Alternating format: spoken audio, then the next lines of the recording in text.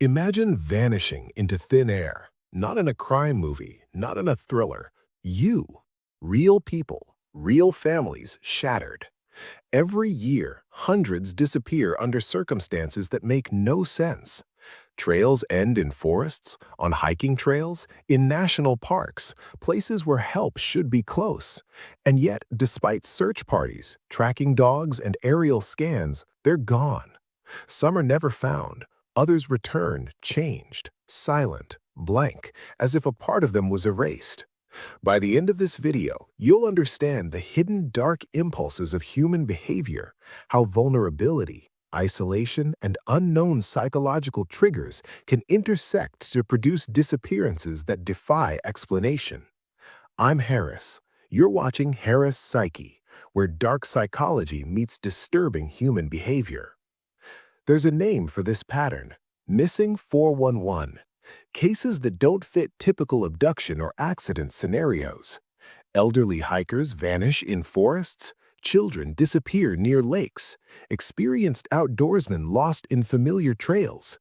No forced entry, no struggle, often no logical explanation. Experts notice strange consistencies, clusters in certain regions, similar demographics, repeated environmental factors. But there's more beneath the surface. Human psychology, survival instincts, and unknown compulsions may intersect with the natural world in ways that even the most seasoned investigators struggle to explain. In this series, we'll dive into pattern analysis, examining common locations, victim profiles, and the circumstances surrounding these disappearances. We'll explore theories and speculations, from natural predation and accidents to more unsettling possibilities of human involvement. And we'll pull back the curtain on investigative methods, how authorities track, document, and try to understand these vanishing acts that defy reason. Every missing person has a story, and every story exposes unsettling truths about human vulnerability.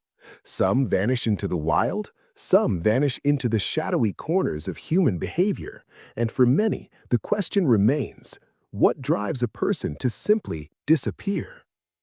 The disappearances in missing 411 cases aren't random, they follow patterns that are chilling as they are puzzling. Analysts have studied hundreds of reports and noticed certain locations recur with unsettling regularity. Remote forests, national parks, mountain trails, and dense wooded areas appear again and again. But it's not just the terrain, it's the conditions surrounding the vanishings. Many occur in areas that are easily accessible yet isolated, where the victim might feel safe, but help is never immediately available. Demographics also play a role. Children, the elderly, and those with a history of health or cognitive challenges appear disproportionately among the missing. Experienced hikers and outdoors enthusiasts aren't immune either. One famous example is a retired man in his 70s who vanished while walking a well-marked trail he'd traversed hundreds of times. His disappearance wasn't marked by panic, evidence of a struggle, or natural hazards. Yet, despite search efforts and repeated sweeps, he never returned. Cases like these defy conventional reasoning, raising questions about vulnerability, situational awareness, and the hidden risks that can trap even the most prepared individuals. Circumstances often share eerie consistencies. Disappearances frequently occur during specific times of day, near water sources, or in areas with sudden changes in terrain. Victims sometimes leave personal belongings behind or show signs of having been sidetracked, perhaps lured, distracted, or disoriented. These patterns don't prove a single cause, but they suggest an invisible logic at work, one that intertwines human psychology with the environmental danger. But what's coming next is even more disturbing. Once we shift from patterns into theories and speculations, the mystery deepens. Experts debate whether these vanishings can be explained by natural threats alone, wild animal attacks, environmental hazards, or accidents, or whether a darker human element is at play. Natural predation does account for some cases. Bears, mountain lions, and other predators are capable of swift attacks, especially when victims are alone and vulnerable. But the forensic evidence rarely supports such events. There's often no sign of struggle, no blood trails, no indications of scavenging. In one case, a young boy disappeared near a river known for sudden flash floods. Despite extensive searches and waterway analysis, there was no trace, not even personal belongings that might have been swept away. Human predation, however, opens an equally chilling possibility. Serial offenders, opportunistic abductions, and organized predators could explain the inexplicable.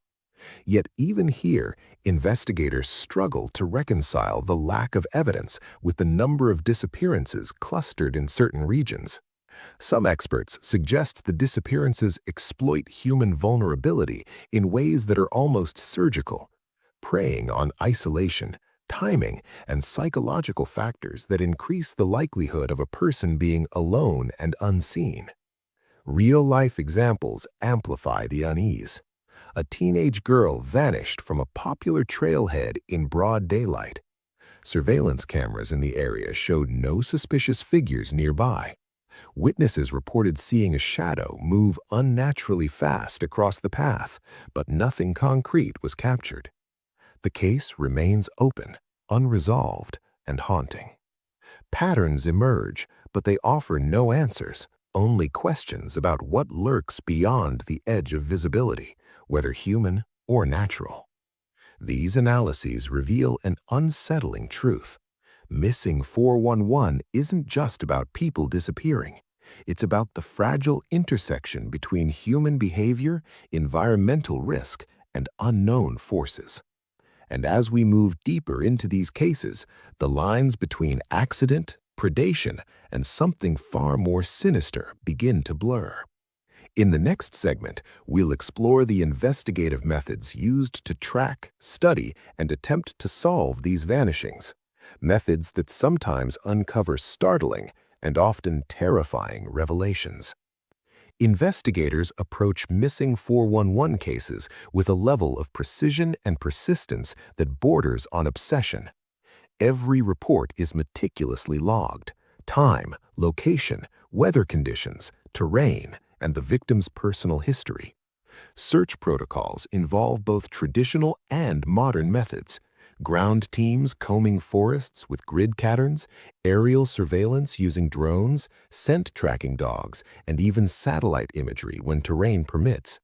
Yet despite these sophisticated techniques, the results often confound expectations. Consider the case of Dennis Martin, an 8-year-old boy who vanished in the Great Smoky Mountains in 1969. Dozens of volunteers and rangers searched for days, scouring every possible trail, crevice, and hollow.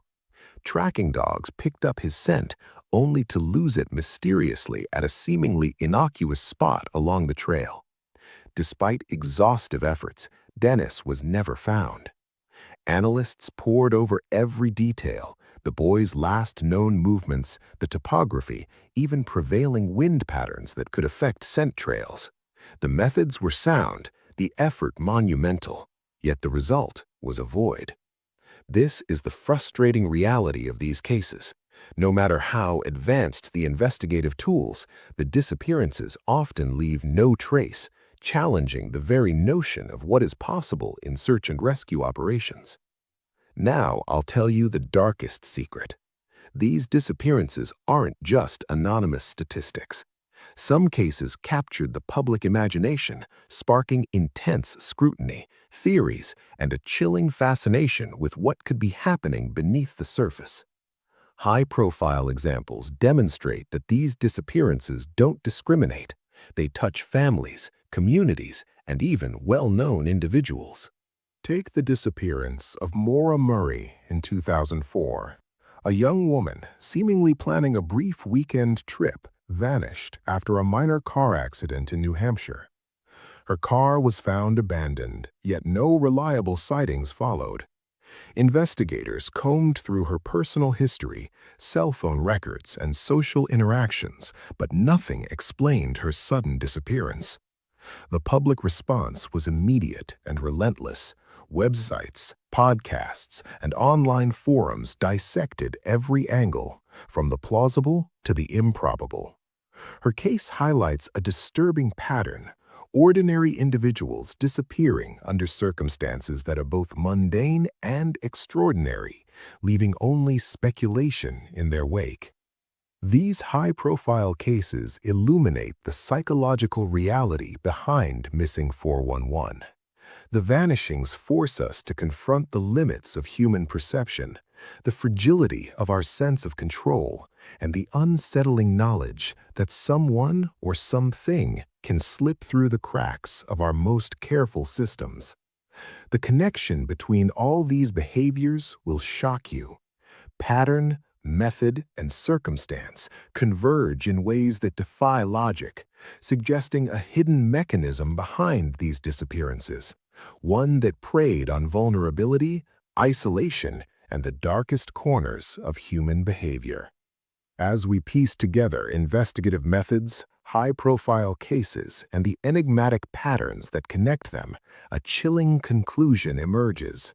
Missing 411 is more than a series of unexplained events. It is a mirror reflecting the fragile boundary between safety and danger, order and chaos, the known and the unknowable. And when we step back, we see a terrifying possibility: that the world is far less predictable than we like to believe, and that the forces, natural or human, responsible for these vanishings are still out there, waiting, unseen, and unpredictable. Missing 411 cases force us to confront the uncomfortable truth: the world is far less predictable than we believe. Patterns emerge: remote trails, vulnerable demographics, sudden disappearances. But even when investigators apply the most sophisticated methods, answers remain frustratingly out of reach. High-profile cases like Dennis Martin or Maura Murray show us that vanishings don't discriminate. Ordinary people going about ordinary lives can disappear without warning, leaving behind only questions and a lingering sense of dread. What ties these cases together isn't just location or circumstance, it's human vulnerability. Isolation, distraction, and the hidden impulses that surface under stress or fear create conditions where ordinary rules of safety no longer apply. These are behaviors and circumstances that can, in an instant, shift the balance between security and peril. Every pattern we've explored, every theory considered, points to one unsettling reality: the human mind, the natural world, and unseen forces can intersect in ways we don't fully understand, and the consequences can be irreversible. Next time you notice manipulative behavior, obsessive patterns, or sudden changes in those around you, remember the hidden threads we've uncovered today, threads woven into the darker corners of human psychology. They remind us that even the most familiar environment can harbor unseen risks, and that human behavior is often stranger and far more dangerous than it seems. In the next video, we'll dive into Stockholm Syndrome and uncover even darker truths about the human mind, how captivity and manipulation can twist loyalty, fear, and affection in ways most of us can barely imagine.